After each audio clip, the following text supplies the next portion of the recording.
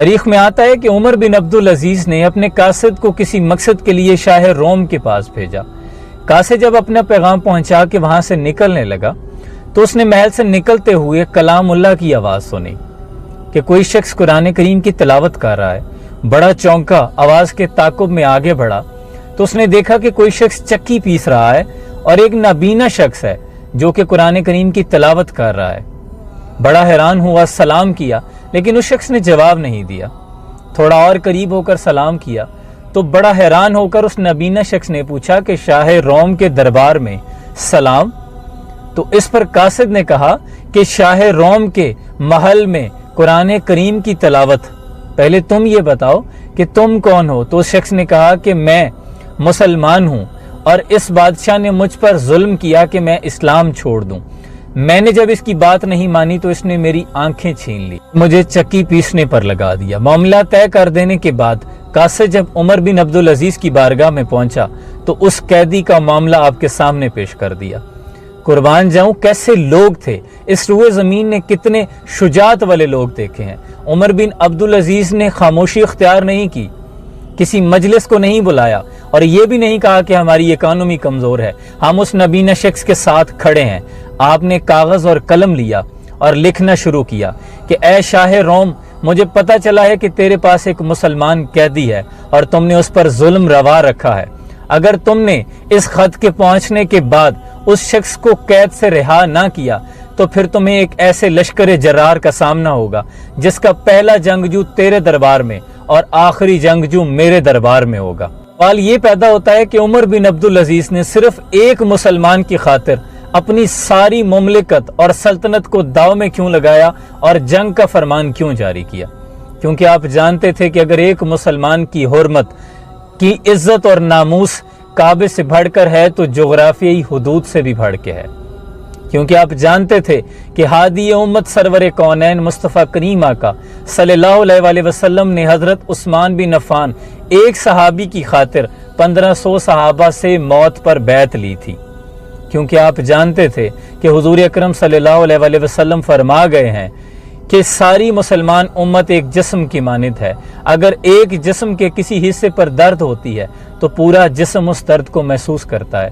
لیکن صد افسوس کہ آج ہم 2 ارب مسلمان ہونے کے باوجود اتنے ذلیل و رسوا ہو چکے ہیں کہ شام کی ایک بچی روتے ہوئے موت پہ آخری ہچکی لیتے ہوئے کہتی ہے کہ میں اپنے رب کو سب کچھ جا کر بتاؤں گی۔ حضرت اقبال کی بصیرت کو سلام، آپ نے بہت پہلے لکھ دیا تھا، جلتا ہے مگر شام و فلسطین پہ میرا دل، تدبیر سے کھلتا نہیں یہ عقدہ دشوار، یعنی یہ مصلحت سے یہ دروازہ نہیں کھولے گا، یہاں واقعہ بدر و حنین کی ضرورت ہے، اسلام قربانی مانگتا ہے۔ اور یہ مصرع لکھ دیا کسی شوخ نے محراب مسجد پر، یہ ناداں گر گئے سجدوں میں جب وقت قیام آیا۔ یہ سجدوں میں گرنے کا نہیں، قیام کا وقت تھا، کھڑا ہونے کی ضرورت تھی، تمہارا ایک قبلہ اول خطرے میں ہے۔ اور یہاں مسلمان فقط زبانی جمع خرچی اور مذمت سے کام لے رہے ہیں، نہیں، یہاں واقع بدر و حنین کی ضرورت ہے۔ حضرت خالد بن ولید نے وقت کی سپر پاور اور لاکھوں کی افواج کے سامنے لشکر چند ہزار کا اتار دیا تھا، یہ نہیں کہا تھا کہ ہماری اکانومی کمزور ہے، ہم ان کے خلاف کھڑے نہیں ہو سکتے۔ تیغ بہر عزت دین است و بس، مقصد او حفظ و آئین است و بس۔ اقبال کہتے ہیں کہ امام علی مقام جو کربلا میں تلوار لے کر گئے تھے وہ اقتدار کے لیے نہیں تھی، وہ فقط دین کی سر بلندی کے لیے تھی۔ لیکن آج کے دور میں، اس دور میں میں اور حجام اور حجم اور ساکین بنا کی روش لطف و ستم اور مسلم نے بھی تعمیر کیا اپنا حرم اور تہذیب کے آذر نے ترشوائے صنم اور گفتار سیاست میں وطن اور ہی کچھ ہے، ارشاد نبوت میں وطن اور ہی کچھ ہے۔ وطن وہ ہے جہاں دین کی سر بلندی کی بات کی جائے، اور بہتر ہے ان شیروں کو سکھا دے رمیاہو، باقی نہ رہے شیر کی شیری کا فسانہ۔ کرتے ہیں غلاموں کو غلامی پہ رضامند اور طویل مسائل کو بناتے ہیں بہانہ۔ یہ علم، یہ حکمت، یہ تدبر، یہ حکومت، پیتے ہیں لہو دیتے ہیں تعلیم مساوات۔ فریاد سے افرنگ و دل اویزی یا فرنگ، فریاد سے شیرینیوں پرویزی یا فرنگ، عالم ہما ویرانہ از چنگیزی یا فرنگ، میں مارے حرم باد باد امیر جہاں خیز، از خواب گراں خیز، یعنی ان شیروں کو ہرن کی چال سکھا دو۔ انہیں مت بتاؤ کہ حضرت خالد بن ولید نے میدان جنگ میں کتنی تلواریں توڑی تھی۔ انہیں مت بتاؤ سلطان صلاح الدین ایوبی کون تھا، حضرت عمر فاروق عمر بن خطاب کون تھا۔ اسرائیلی وزیر اعظم گولڈ میئر کہا کرتی تھی کہ میری زندگی کا سب سے برا اور سب سے خوشگوار دن وہ تھا جب میں نے مسجد اقصی کو آگ میں جلتے دیکھا۔ اس سے وجہ پوچھی گئی تو کہنے لگی کہ جس روز ہم نے مسجد اقصی کو آگ لگائی اس رات میں خوف کی وجہ سے سو نہیں سکی۔ مجھے یہ ڈر تھا کہ کہیں عالم اسلام ہم پر حملہ آور نہ ہو جائے۔ اگر ایسا ہوا تو اسرائیل کا نام و نشان مٹ جائے گا۔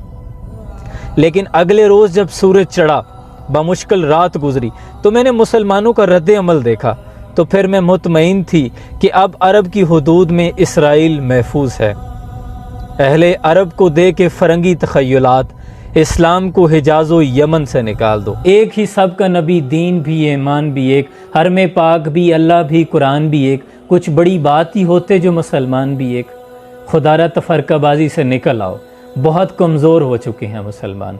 2 ارب مسلمان ہونے کے باوجود ہمارے قبلہ اول پر حملہ ہو جائے تو یہ بڑے شرم کی بات ہے۔ دین میں احد میں حضرت امیر حمزہ اور کربلا میں امام حسین نے قربانیاں دے کر بتایا کہ دین قربانی مانگتا ہے۔ اسلام امن کا درس دیتا ہے، امن کا درس دیتا ہے۔ اس سوچ نے کتنا نقصان کر دیا۔ امن کا درس تب دیتا ہے جب مکہ فتح ہو جائے اور حضرت بلال کعبے کی چھت پر چڑھ جائیں، پھر حضور فرماتے ہیں کہ سب کو۔ ایک مرتبہ سلطان صلاح الدین ایوبی کے جاسوسوں نے آ کر سلطان کو بتایا کہ ایک عالم دین ہے جو بہت اچھا خطاب کرتے ہیں اور عوام میں بے حد مقبول بھی ہو گئے ہیں، لیکن کوئی شک ہے جو ہم محسوس کر رہے ہیں لیکن آپ کو بتا نہیں پا رہے۔ تو سلطان نے کہا کہ جو دیکھا اور جو سنا وہ بیان کرو۔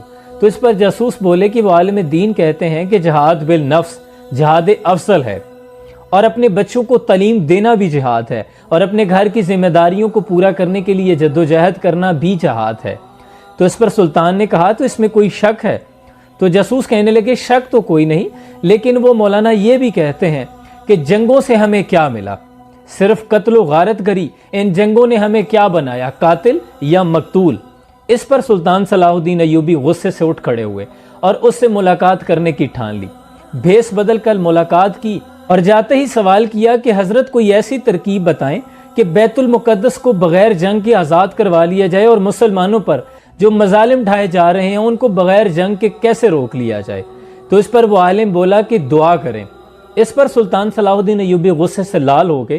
وہ سمجھ گئے تھے کہ یہ عالم دین پوری صلیبی فوج سے زیادہ خطرناک ہے۔ سلطان نے اپنا خنجر نکالا اور اس کی ایک انگلی کاٹ دی۔ جب وہ درد سے کراہنے لگا تو سلطان صلاح الدین ایوبی نے کہا کہ اب اصلیت بتاتے ہو یا تمہاری گردن اڑا دی جائے۔ تو وہ طوطے کی طرح بولنے لگا کہ میں ایک یہودی ہوں۔ وہ سفید پوش ایک یہودی تھا۔ یہودی عربی بولنا بخوبی جانتے ہیں، جس کا اس نے خوب فائدہ اٹھایا۔ سلطان صلاح الدین ایوبی کے دور میں بھی یہ فتنہ بہت عام ہو چکا تھا، جس پر بہت مشکل سے قابو پایا گیا۔ دور حاضر میں بھی یہ فتنہ پورے عروج کے ساتھ رواں دواں ہے، جبکہ ہر کوئی جانتا ہے کہ ظلم کے خلاف لڑے بغیر مظالم کو روکا نہیں جا سکتا۔ اس وقت پوری امت مسلمہ کو اسرائیل کے خلاف لڑنے کی ضرورت ہے۔ دیکھیں، اگر دعا سے ہی کام چلتا یا زبانی جمع خرچی سے کام چلتا تو سرور کونین پیغمبر مصطفیٰ صلی اللہ علیہ وسلم خود 27 غزوات میں بنفس نفیس شرکت نہ فرماتے، بلکہ آپ حرم پاک میں بیٹھ کر اللہ سے دعا کرتے، جو مستجاب دعا ہونے کی وجہ سے آپ کی دعا تو منوعاً قبول کر لی جاتی، لیکن نہیں، آپ نے بتایا کہ اسلام کے لیے کھڑا ہونے کی بھی ضرورت ہے، قربانی مانگتے ہیں۔ جبکہ دور حاضر میں مسلمان جدید اسلحے اور میزائلوں سے لیس ہونے کے باوجود صرف مذمت سے کام لے رہے ہیں۔ یہ صرف اور صرف بزدلی ہے، اس کے سوا کچھ نہیں۔ اللہ کریم فلسطین کی غیب سے مدد کرے، کیونکہ ہم تو اب اس قابل نہیں رہے۔ چند دنوں پہلے اسرائیلی نوجوانوں کے ہاتھ میں یہ کارڈ دیکھا گیا جو وہ سڑکوں پر لے کر گھوم رہے تھے، جس پر لکھا ہے کہ خیبر واز یور لاسٹ چانس، یعنی خیبر کی فتح تمہاری آخری جیت تھی، اب تم ہم سے نہیں جیت سکتے۔ آپ جانتے ہیں کہ فتح خیبر کون سی جنگ تھی؟ یہ وہ جنگ جو یہودیوں کے ساتھ لڑی گئی تھی، جو حضور اکرم صلی اللہ علیہ وسلم کی ظاہری حیاتی پاک میں حضرت علی کرم اللہ وجہ الکریم بھی اس جنگ میں شریک تھے، اور جنگ کے دوران حضرت علی کرم اللہ وجہ الکریم کے ہاتھ سے ڈھال گر گئی تو آپ نے خیبر کا دروازہ اکھاڑ کر اپنے ہاتھ میں جنگ کے دوران پکڑ لیا اور ڈھال کے طور پر استعمال کیا۔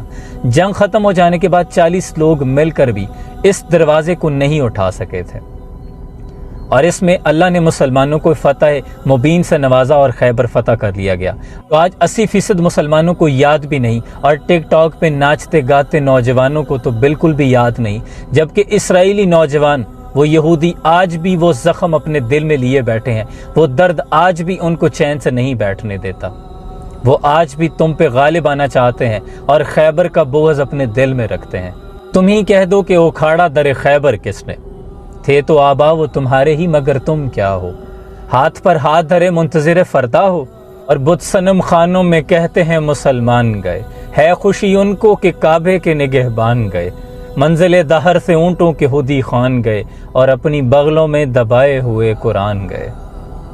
ہاتھ بے زور ہے الہاتھ سے خوگر ہے، امتی باعث رسوائی پیغمبر ہے۔ اے مسلم امہ کے نوجوان، اب یہ تیرے بیدار ہونے کا وقت ہے۔ اگر ہم آج اپنے اسلاف کی قربانیوں کو یاد نہ کریں گے تو مٹ جائیں گے، ہمارا شیرازہ بکھر کے رہ جائے گا۔